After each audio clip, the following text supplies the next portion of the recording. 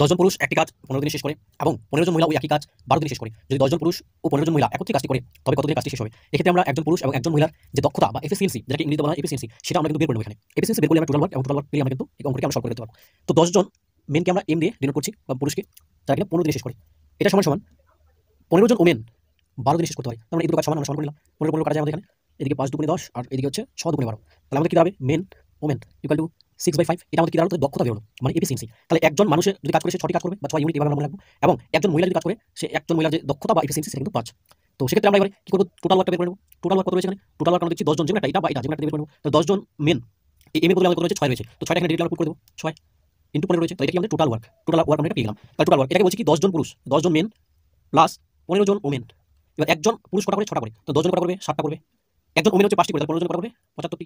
তাহলে এখানে আমরা দেখতে পাচ্ছি আমাদের এখানে টোটাল কত আছে? 5 7 6 13। তাই তো এই যে এটার মানটা কিন্তু আসলো যোগ করে। তাহলে আমরা একটু মুছে দিয়ে এটা 135 নিচে ডিরেক্টলি লিখে নিতে পারি। 135। তাহলে 5 3 15, 5 2 10, 5 7 35, 3 9 27, 3 2 6, 3 3 9। তাহলে 10 2 20/3 হলো আমাদের। তাহলে 20/3 অর্থাৎ 318 2/3, মানে 6 2/3। অ্যান্সার আমাদের সি নাম্বার হয়ে যাবে এখানে।